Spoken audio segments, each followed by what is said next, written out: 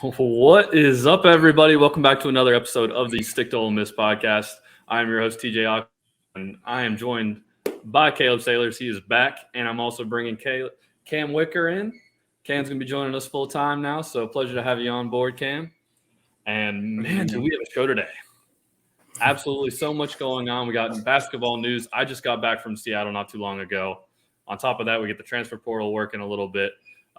Coach O she came back from Seattle, already got things going again. We got a little bit of baseball news, kind of funny things to talk about with the game getting canceled last night. Then we also got a lot of football news going on. By the way, we're not just a basketball podcast. Learned that one out last night. And we got some football going on with Cam talking a lot about the spring practices that's been happening in Ole Miss hosting its pro day. To get things started, Caleb, go ahead and tell me a little bit about what happened at this baseball game last night because you were there. Yeah, so I was covering the Ole Miss Southern Miss baseball game live at Trustmark Park for Super Talk News, and I've never seen a finish to a baseball game quite like that. So Etzel for Southern Miss lays down it's bottom of the fourth inning. They call the game. So the moments leading up to it are the most bizarre things I've ever seen in my life. Southern Miss's Etzel lays a bunt. Braden Jones goes to try to field. It's a routine fielded play. And as he takes a step off the mound, he throws like two chunks of sod into the air and lands in a way where he just about tore his ACL. Couldn't make the play, obviously. Got safe at first. And this was about the third or fourth incident where someone had slipped in the infield. And so you could already tell that playing conditions on the field weren't good. And so the coaches came on the field. The umpires all met at the dugout area. Not dugout area, more like the bump on the mound. And they got all the players off of the field. And then next thing you know, they talked for a minute. Then Scott Berry, Southern Miss's head coach, and Mike Bianco head back to their respective dugouts. And the umpires conferred for a little bit. Then the head umpire comes up, looks at the PA announcer, signals, no contest. So Southern Miss had a 2-1 lead at the time, but it doesn't matter. They called it a no contest. And being there, I mean, I could see people sliding, people slipping. Even in pregame, one of my guys that works with the team had told me, hey, the field conditions aren't really great right now. Just giving you a heads up, I don't know how well this game is going to go. And so I kind of had a little bit of foreseen knowledge on that, but it was really bad. And after the game, the Mississippi Braves, the minor league baseball team that plays in Trustmark Park, sent out a release saying those who turn in their tickets to Tuesday night's game can get 2 free tickets to a Mississippi Braves game. And I'm like, people drove from Hattiesburg and drove from Oxford down here to Pearl to watch the game. They're not coming back for a minor league baseball game. But I've never seen a game end like that. And they had just sodded the fields like 2 weeks prior and were working on the infields on Monday. So there was no reason for them to play a baseball game or for them to do that work with the knowledge that they were going to have a baseball game being played on the field that very next day. So we got a little bit of Super Bowl action going on with the turf just being rushed. Oh, it was 100% rushed. Huh? It was 100% rushed. And there were numerous instances in the first 4 innings prior to the big one, the Braden Jones one, where players were having to step down on the sod or field crew were having to go and stomp on it, trying to level it out. But yeah, no, it was awful. It was like they were completely unprepared for the game. That's just absolutely wild. People were I wish I could have been there. I wish you were there. I wish I was there too. I wish Cam was there, but no, I legit I just wish just to see kind of how all stuff like that, because that's such a thing to happen in sports, and it's not being made up either, if I'm not mistaken. So no, they're not making up the game. Both coaches, they have too many conflicts in the schedule. They're not going to be able to make up the game. But Ole Miss will return to Trustmark Park in Pearl in about a month for the Governor's Cup against Mississippi State. So they better have the field ready by that point. The Mississippi Braves, their first pitch is next Thursday, I believe. And so I don't know if the field will be ready by then. The way that storm we had this past weekend, and prayers up to everybody involved in the storm damage in Mississippi. But I don't know, man, if that sod's going to be embedded in the ground by the time they start their season. So I don't know. It'll be ready by the Governor's Cup, though. We hope, right? It should be. If not, then they got bigger problems, bigger fish to fry. Yeah, that's absolutely wild. I kind of want to transition a little bit. I kind of want to go ahead and start talking a little bit. I just got back from Seattle.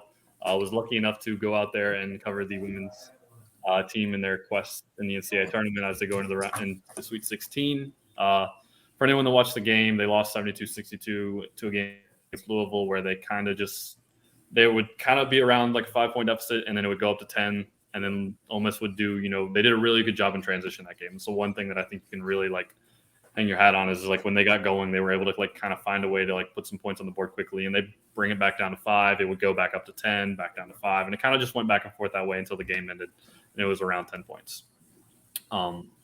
So not exactly how you want the season to end, but at this point you can kind of already, assume that the season already was a win. You already did something that you needed to do. You knocked off the number 1 seed. You advanced further in the tournament. Now, obviously, it's, no one wants to be around when somebody's season ends. It's just not fun. Even going out there to cover the game, it's, the morale's low. Everybody's sad and all this kind of stuff. But it was interesting to see kind of Coach O's perspective on it. Her real emphasis, necessarily wasn't, about the game itself, but more about what these players did for the program and where this program is heading. She kind of spoke with an optimism in a very crowded, press room filled with, both local and national media, and really talked about, what she thinks this program can accomplish, and talking about getting over that hump. And really, I'm drawing a blank here. It's going to come back to me. This is really, really bad podcasting. No, but I know what you mean, though. Just taking that next step as a program, that this is not the end result. Like, yes, it's great to get to the Sweet 16. It was a monumental achievement for the team. However, that's not her goal. Her goal is to win the whole thing, and she's going to do everything in her power. Like, immediately gets back, doesn't even take time to reflect on the season, is immediately out getting players from the transfer portal. No, she definitely capped off the season by saying, hey, the best is yet to come. Mm-hmm. Yeah. And, it was something that she kind of talked about, and it was, I don't know if you all have ever listened to a Coach O press conference, but it is something she is very, very good. Go listen to him. We have him on YouTube. By the way, while you're there, hashtag not an ad, go ahead, give us a like, give us a subscribe. It helps us out. It makes us feel better. But no, getting back to it all, like she is very good at her post game, her press conferences, and she did a really good job talking about, the players that she had coached up, a lot of the seniors who are no longer going to be with the program, talking to them about life after basketball, the plan that they have. But then you're right. Yeah, we do go back to this over the hump style thing and where this program is going forward. And she, specifically talked about the transfer portal at one point saying like, listen, there are coaches out here that they, if you don't believe in this thing, you're going to be extinct in 2 years. Yep. Now, that's not the exact quote, but that's kind of the emphasis she said, and that's kind of the tone she said it with. You better adapt or you're gone. And then she also said, I'm going to go out there and I'm going to do damage in the portal. And we're starting to see that. I get a text, earlier today that's pretty much saying, like, hey, we got a big fish about to come, about to land. And sure enough, within like 15, 20 minutes, the notification's out there.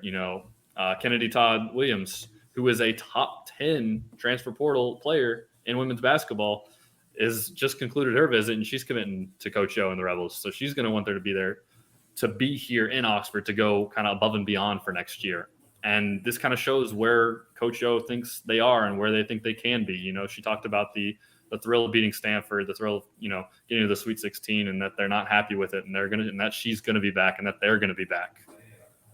It was just, I don't know. It was just a very interesting thing to see in a press conference where essentially your season had ended, but it was also really motivating to see, because if you're a fan, this is exactly what you want to hear.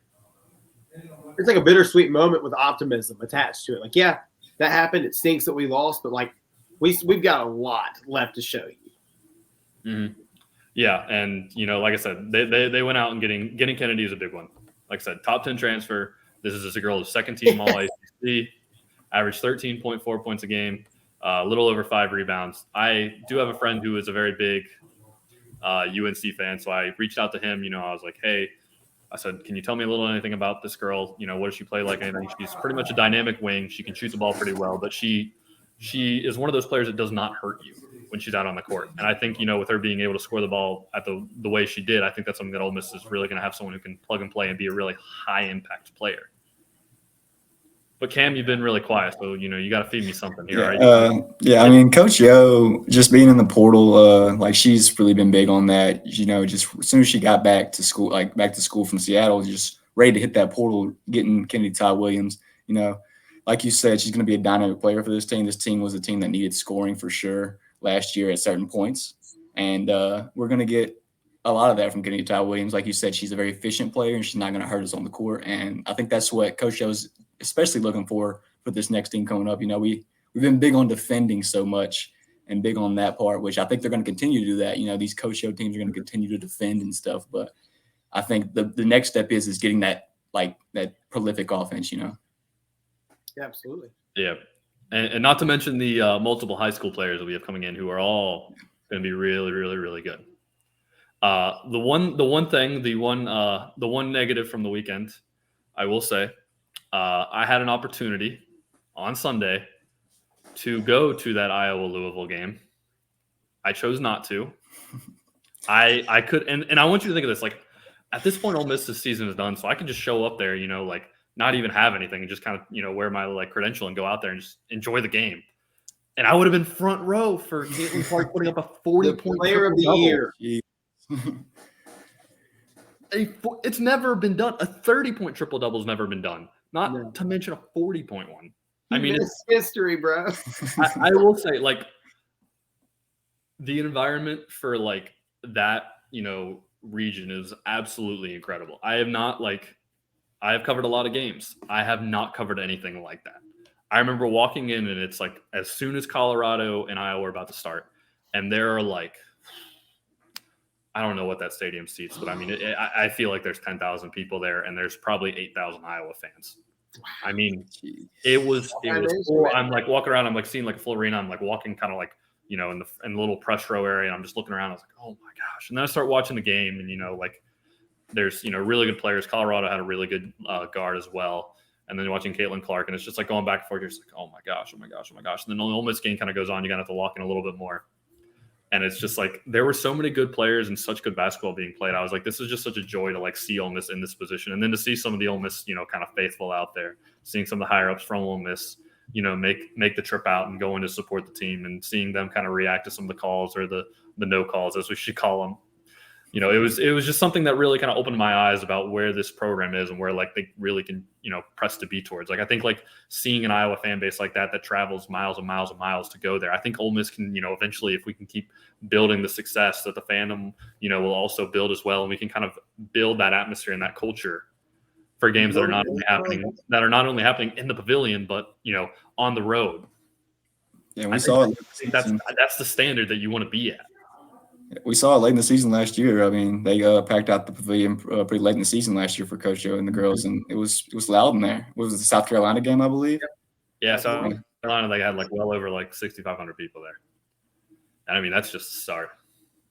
There's a lot to be excited about, and we'll be sure to talk about that as time moves forward.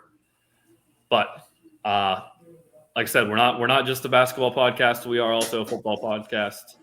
So we are going to go a little bit switching into football before we go back to basketball to end the show.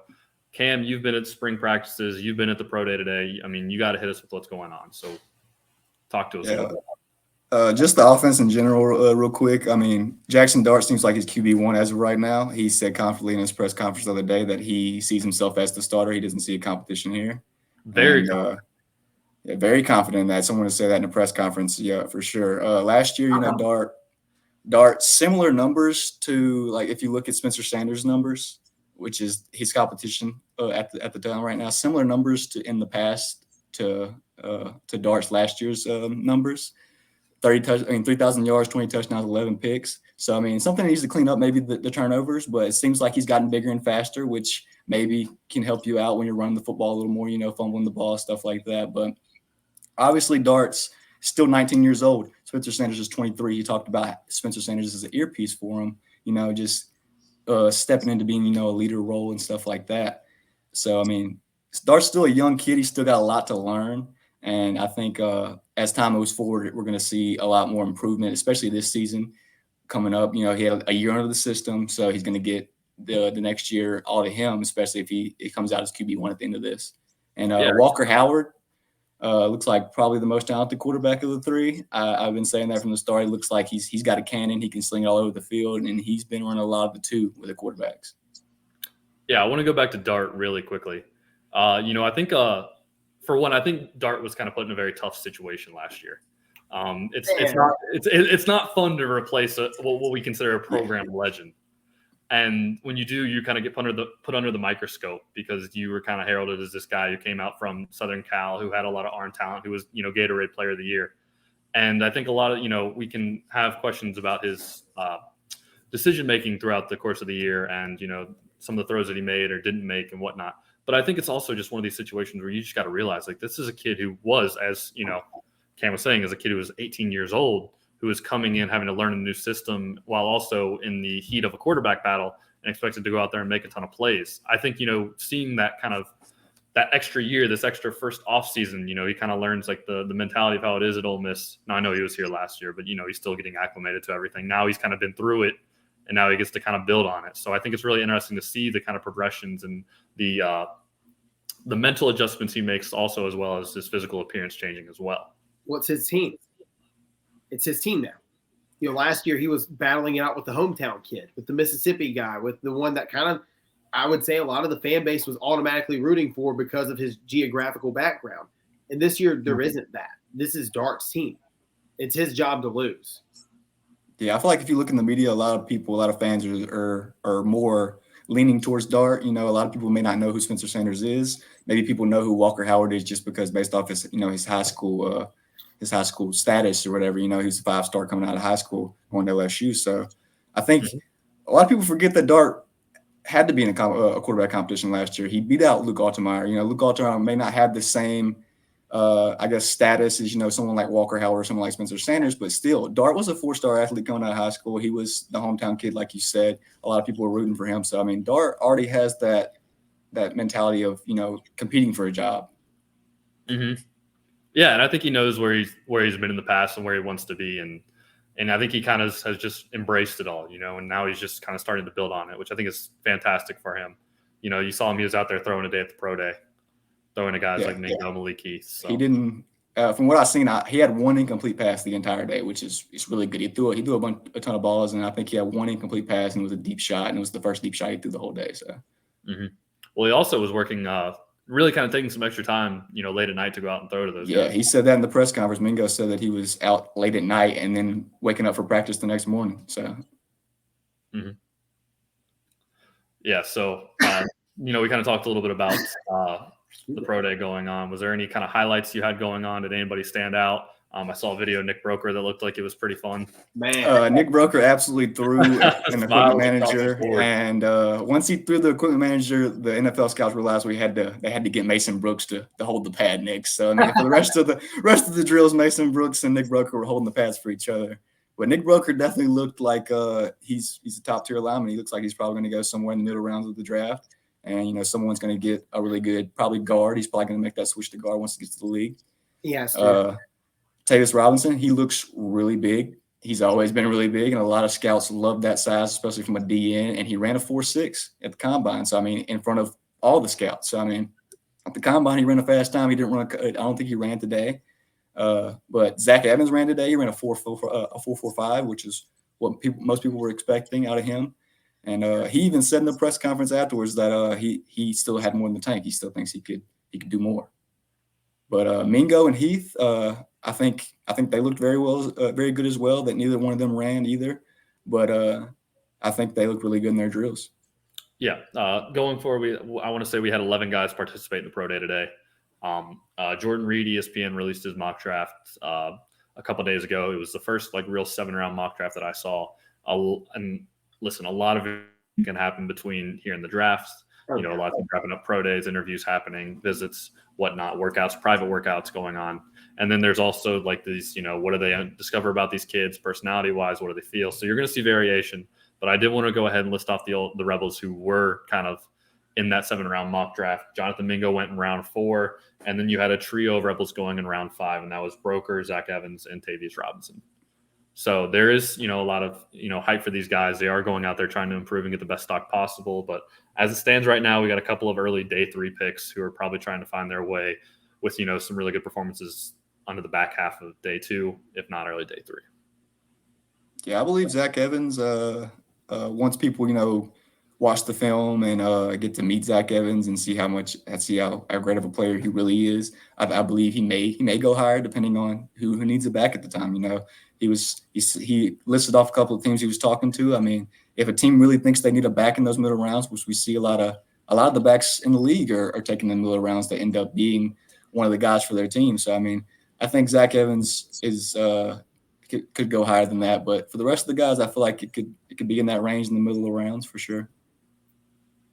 I want to go back to that poor equipment manager just one more time. That can't be fun to see. That can't be fun to do on social media and just see you just getting thrown to the ground real quick. Yeah, he definitely wasn't expecting that for sure. He wasn't expecting to be thrown like that. I knew he was going up against a lineman, but I mean, he definitely like a ragdoll guy. The way he stuck the pad out there, he definitely wasn't expecting to be thrown. It was like he was riding a bull. He was just seeing how long he could last. Like on one of those mechanical bulls, but the bull's name was. What's your bottom dollar to hold the pad up against Nick Broker? Oh man, I don't know. You probably have to pay me a lot of money for sure, because I mean, I'm probably walk away with a couple injuries, especially now. You got to front the hospital bill. Just cover my medical bills. Yeah. Yeah, man. So we've talked a lot about the offense. We talked about quarterback. We talked a lot about this pro day stuff, but I kind of want to hear a little bit more about the defense, especially with Pete Golding coming over. We're probably going to see a little bit of a transition, maybe a different scheme, how players are kind of fitting into that. What looks a little bit different? Yeah, me and Caleb talked about for the podcast, these guys on the defensive side, they're not really like kind of grouped up like the offense is at practice. It seems like they're kind of split up, in all their different position groups, even safeties with safeties, corners with corners, learning what they have to do in the new defense or whatever, I think we're going to have 4 down linemen probably a majority of the time with Pete Golding, which a lot of people complained about last year. A lot of fans wanted to see us rush the passer more. And I believe it's going to happen a lot more this year. Jared Ivey talked about how he's gotten better at rushing the passer. Cedric Johnson's going to come back off his injury eventually. Jamon Gordon. You got guys on the interior like Pegues. Xavier Harris is huge. You got Joshua Harris. He is huge as well. So, I mean, he is a massive man. It seems like we're going to have a pretty good amount of depth on the D-line. I think Jameer Lewis was working kind of like that outside backer role. He's a transfer. But it seems like we're going to have for sure 4 down linemen, 4 hands in the dirt on defense at all times. Linebacker, we only really got 4 right now: Sis Trunk, Coleman, Jean Baptiste, the transfer, and Monty Montgomery, the transfer. But those 4, once Perkins, the highly touted freshman, comes in the fall, we'll have him as well. But it seems like there's going to be more of a middle linebacker type. We had Troy Bound last year. He was really the only like middle linebacker we kind of just like true middle linebacker we had. But it seems like this year we're going to have more some true middle linebackers, some run stuffers for sure. And the DBs, we ran 5 DBs at some points, but it seemed like they were more to like the 4 DBs and maybe like kind of like a rover nickel position, kind of, like the hybrid DB, which was kind of Kari Coleman a little bit, which is surprising. That's a big defensive back if you put him back there, the defensive back. Very big defensive back. And then you have, the smaller size with Young and they're just kind of like following people around the slots. We're probably, when we have to play teams like Bama and in Georgia this year, when we're going to have to play like a star receiver or someone like Brock Bowers, you're going to have to follow those guys around. And I think that's going to be what they're going to try to do for sure. Kari Coleman in coverage, huh? Yeah, he was definitely in the 7-on-7s. He was flying around the field, breaking out passes. He was guarding Trigg a lot in the 7-on-7s, guarding Prize Corn. So, I mean, he's definitely going to be in those matchups. We're probably going to see someone like him. Coming out. Well, you're going to need him against Brock tight Bowers. end guard. Okay. You're going to need him against Brock Bowers. Yeah, we're definitely going to need him. Somebody on him. Yeah, someone's going to have to cover Brock Bowers when we play Georgia late in the season. Not saying anybody can cover him. You're going to have someone on him. Yeah, for sure. Something else. I mean, Ole Miss has got a pretty daggone good tight end, but Brock Bowers is just something else. He's next level. Cam, is there anybody who really kind of stood out? Anybody new? Tight end Prize Corn. I think he's really stood out for the offense. He's definitely probably going to be a top blocker. He was one of the top tight ends in the country last year. So I mean, he's already coming here with the intent of having that year, is what Jackson Dart said in his press conference, saying like Prize Corn came here was like, I want to have that year. I want to be an NFL guy next year. So Prize Corn is going to be looking to do everything possible for this team this year. Lane Kiffin talked about the 12 personnel. We're going to have Trigg and Prize Corn together, and that's the big thing. You know, Trigg is not always last year he didn't really get as much playing time with the injury, and last year he caught 3 touchdown passes. We saw what he was able to do when he was on the field, and this year he'll be more in that role, you know, in the slot and stuff like that, with Prize Corn able to get those blocking reps, those short tight end reps like a more traditional tight end. But Prize Corn for sure on the defense. I mean, on the offense, my fault. On the defense, I'd say probably Joshua Harris. He looks really big. Monty Montgomery probably the most impact player next year for sure at the middle linebacker position. And he looks like he's a smaller linebacker for sure, so maybe he'll probably be more used in some rush packages for sure. But he's definitely a pretty big guy, and there was one play where he completely got ran through by Michael Trigg, but who wouldn't? But Monty Montgomery looks like he could be a standout for us next year for sure. So kind of like how Mark Robinson was 2 years prior. Yeah, for sure. Yeah, which Monty, a lot of people knew about him, but Mark Robinson, a lot of people didn't know about Mark Robinson, but Monty can for sure come out of nowhere. He's a very undersized backer, but he can definitely come out of nowhere this year. Caleb, who are you excited to see, man? On the offensive side, Price Torn a lot because I like tight ends, and I want to see the 2 tight end system very much so. But I'd be remiss not to say Chris Marshall. I love a good receiver, and I think Chris Marshall fits the bill. I've seen a little bit of him. I don't think they've been running him a whole lot, like you said earlier, Cam, off the air. But no, Chris Marshall for sure. I'd like to have Dart have one receiver that's like his marquee receiver, kind of like how Matt Corral had Elijah Moore, how Bo Wallace and Chad Kelly had Laquan Treadwell. I'd like to have Dart have that one, marquee receiver that he can just rely on game in and game out. Mm-hmm. On the defensive side of the ball, Xavier Harris intrigued me last year because every time he was in, he was productive. And I know he was raw last year and he was young. He's just a true freshman. But that is a big body. That is a big dude. And if you run 4 men down and you have him and Pegues in the middle, how do you get running backs through that? That's big. Even for quarterbacks. Exactly. It's going to be tough to throw the ball over that for sure. Xavier Harris and Trey Washington. I was very impressed with Trey Washington last year. I like him in that safety position. He has an eye for the ball. I'm really eager to watch him next year as well. Mm-hmm. Yeah, no, tight end's an interesting thing, especially with Casey Kelly entering the portal. So, we do have Trigg. We do bring in Price Corn, but after that, Def may look a little bit different going forward. We still have Kyron Heath. That is true. That is true. I did forget about him. Kyron Heath's been running a lot of 2s for sure. Good. Yeah, it's going to be interesting. Obviously, Cam, you're out there representing the Rebel Walk on this, kind of getting the media view. They kind of changed up the media availability to come to these practices. So Cam's been doing a really good job of kind of honing in on that and kind of locking in on what's been going on and getting us some quality footage as well. Since we are not always a basketball podcast, but sometimes a basketball podcast, as you can see our bottom left little graphic, which we will be working on. The producer will get there. I'm going to tie it back into basketball as we kind of round out here because we do have some men's news that's kind of happening on as we go forth. It's just been an absolutely wild day. Roller coaster. Yeah, so we'll start with Jordan Burks. High school, went to Hillcrest Prep, ended up going overtime elite and playing in that league over there, kind of with the high schoolers, did pretty well. But he asked to be released from his NLI with Ole Miss today.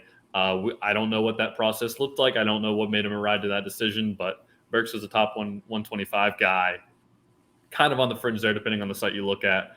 We do know there's a lot of variation in those things, as is, but he was really having a good year scoring the ball. And then we get hit later on, probably just a couple hours before we do this show. Robert Allen, who's been a really great energy guy under Kermit Davis, kind of off the bench. Did start some, though. He started 13 games last season, averaged around 4 points per game. Really when he was on and could kind of bring that extra energy level, he was really impactful. He decides he's going to enter the transfer portal again. We don't know what that decision process was like. But there is some big news. There is some good news to come with this. It wasn't all bad today, right? No. All bad. Jamin Brakefield announced his intentions to return to Ole Miss. He had talked earlier about it, wanting to enter the transfer portal after the firing Coach Davis at the end of the season. But he's had conversations with Chris Beard. He likes where the vision is for the future of the program, and he wants to be a part of that. He loves Mississippi. It's his home. Brakefield, averaged 11.1 points per game. Really turned it on in the back half of the season. It's kind of around that February mark is when he really kind of started to see things a little bit clearer, and they started to get him a little bit more looks. I think arguably you could say Brakefield was the most consistent player, not in terms of production, but in terms of efficiency. I think he was one of your better options. If you got that guy at least 8 looks a game, you are probably going to be in a pretty good position to score some points. He was the best player at the end of the season. Yeah. You're not wrong. I'll say the quiet part out loud. He was the best player at the end of the season. Yeah. But absolutely huge for them to get a forward who can kind of, who can score the ball a little bit. We've seen kind of who Ole Miss is going after. We'll do another episode coming out about that, hopefully at some point. But Brakefield had 3 20-plus point games in February alone, which I think the highest may have been like 23 or 24. And then, like I said, he started 31 games this year. So absolutely huge to get him back. We know Morrell's back. TJ Caldwell is back. Ruffin, I think, is back. We're still not 100% on that. But, you're returning a pretty good chunk of quality players. Then on top of that, Rashad Marshall, we talked about Burke leaving, but Rashad Marshall has announced his intentions to stay committed to Ole Miss. And that was the one I'm like, we do not need to lose him. That kid has potential for days. And you still got him on board as well. And then the transfer portal is just about to get nuts. I mean, if you look at just about every player's announcement, Ole Miss is in the list. All the top quality players, Ole Miss is in the list. All right, we'll do it quickly. We'll talk about it real quick. Oh. Yeah, no. I got it pulled up because I still got to go and work on it a little bit. Obviously, let's just roll through some of the names here. I'm going to talk about some guys who I think that Ole Miss actually has like a pretty good chance at being involved with. Number 1, starting Jalen Cone, Northern Arizona. Spent the last 2 seasons there. 2-time All Big Sky honors. Former top 100 recruit. I think went to Virginia Tech before transferring out to Northern Arizona. Spent 2 seasons at Tech, then went to NAU. Last season averaged 17.6 points per game, 2.5 assists, 2.8 rebounds per game. I really think that's something, Ole Miss is going to need scorers. They're going to need a lot of, valuable players to come in instantly and kind of have an impact. That's kind of how it's going to be for any team who is in this situation where they're going to be turning over the roster. Really good at just making tough shots. Ranked in the 93rd percentile of contested jumpers on Synergy. So really interesting player there. I think we're going to talk a little bit about somebody who entered recently, Kellel Ware from Arkansas, former top 10 overall recruit, 7-footer, chose to go to Oregon over Arkansas, over Ole Miss, and a few others. Recruited hard during the Kermit Davis era. I knew he was offered by Chris Beard at Texas. Just another interesting prospect. Ole Miss was, as soon as he came out, Ole Miss was one of the first schools, kind of mentions when he came back out. I'm sure Arkansas is going to be making a push for them and Musselman and kind of his ties to Arkansas as well. But I think Ole Miss kind of being there, he took an unofficial visit last July, averaged like 6 points a game, I think, well over a block, and he didn't play very much. This is a guy who many kind of heralded as a lottery pick in the NBA draft this year, but things didn't go well. So now for him to enter the portal, he can kind of right the wrong. And if he goes to the right situation, he's looking to get back into that NBA ranks a little bit. A couple other guys, I'm not going to talk about guys that are that have been reached out to Ole Miss, just a couple of guys that we haven't really necessarily heard about. If you want to catch up the guys who have been recruited by Ole Miss, the transfer portal tracker article that I've been working on is up on the Rebel Walk. Please go take a look at it. That is not an ad. A couple of guys I want to talk about. Fardaws Aimaq, Texas Tech. This is a guy that, who's very, very talented at Utah Valley. I think he was like 17 points a game, 11 rebounds for Mark Madsen. And then he, enters the transfer portal, goes over there. He gets hurt. He's not healthy. He's kind of like plays a little bit. He's not feeling healthy on the way back. They lose Mark Adams. And he kind of was like, I'm going to go ahead into the portal. With the connection to Ole Miss, with Chris Beard, with the connection to Al Pinkins, I think it would be a logical fit if he did enjoy his relationship with Al Pinkins. I think Ole Miss could be getting another impact forward. And I had one on the top of my head, but I can't think about it right now. Is there anybody else you all want to kind of go through real quick? Not at the moment. Not at the moment. It's just like every player, like every time, because I'll look through the transfer portal list, like I follow the accounts, and like on their list, 3rd or 4th down, Ole Miss, 1st or 2nd down, Ole Miss. I'm just like, even if Ole Miss isn't a legitimate candidate to land these players, it's cool to have your name in the mix. Mm-hmm. It shows, it's a testament of Chris Beard, who he is, his reputation as a head coach, and what he brings to the table. Just because you have him as your guy, your team's mentioned. It's like with football. Any high-level transfer is linked to Lane Kiffin, even if he's not. Like Bo Nix was never coming to Ole Miss, but his name was attached to Lane Kiffin because Kiffin's known as the Portal King. And so it's cool to see that with basketball players too, because there will come a time where you land a guy like that. I mean, Ole Miss landed Zach Evans, landed Jackson Dart, now Walker Howard. Like the basketball team can do the exact same thing just because of that reputation with Beard. I think it's good just to see, like I said, you were saying, like just seeing Ole Miss associated with those guys. They're doing their due diligence on some of these guys. Really making the You have a seat at the table. Yeah. And, some of those you're going to get, some of those you're not going to get. Paxton Wojcik from Brown, was a guy who started in La Lumiere in high school on a team with Kofi Coburn, won a national championship there as a sophomore, runner-up as a senior. He's a guy that went to Loyola Chicago for a year or two, didn't work out, ends up going to Brown. Brown doesn't allow grad transfers. So Ole Miss goes out. They do the in-home visit. That's one of the ones that we publicly knew about. Ends up committing to UNC. It's a solid program to go to. But, there's going to be a lot of those guys. I think one of the ones I think it'd be interesting to keep an eye on Amari just to see what he's going to be, what his decision is going to be like. He's getting a lot of interest, a lot of teams kind of into the picture with him, but he never ruled out Ole Miss at any point. Even after Chris Beard kind of got the job, he still said, yeah, I'm going to go through the process, but Ole Miss is still involved. I'm still talking to them. So interesting to see if Ole Miss can get them back in the picture with him. If not, what their guard play is going to look like. We do know they've been going guard heavy. They're starting to see some more forwards come into the picture, but guard heavy for now, for sure. Which is what you need. Mm-hmm. If you need scoring, you need guard heavy transfers. Yeah. Like I said, recently is when the forwards have been coming out. Tyjon Claude, there. We're starting to see them now, but for the early parts of it was a lot of guards and a lot of really all over the place. We got a lot of guys who can shoot the ball, a lot of guys who can create their own shot. Need that. But we'll do a whole show dedicated to the transfer portal later. We're a little bit over our time, so I'm gonna go ahead, Caleb. I'm gonna give you the opportunity. Make your spiel for everybody. Where can they find you? Which one, me or Cam? For you, Caleb. When I say Caleb, I mean Caleb. There you go. You can find me on Twitter at Caleb Salers ST. Find me online at supertalk.fm. Find us online at Supertalk News. We cover Mississippi from corner to corner. So whatever you need to know, sports, politics, everything, online at supertalk.fm. And you can sign up for our free newsletter too. We issue it every week. Yeah, we are Super Talk fans. I'm not gonna downplay that one. But Cam, tell the people where you can find me. I'm just kidding. We love Super Talk. We're very happy you're here. Cam, where can the people find you? You can find me on Twitter at Kam_Wicker, and you can find me over at therebelwalk.com. Talk a little bit more about that. Not an ad. Boy, he's listening. He knows. You can find me at Rebel Walk. You can find me and TJ at Rebel Walk. You can find TJ at Rebel Walk as well. I cover football. I cover baseball. I'm just starting to cover basketball too. So anything you need, I can cover for you at Rebel Walk. Cam said I got roped into basketball now. No, yeah. Cam hit it right on the head. The Rebel Walk. If you want anything, we're all Ole Miss all the time. Every sport.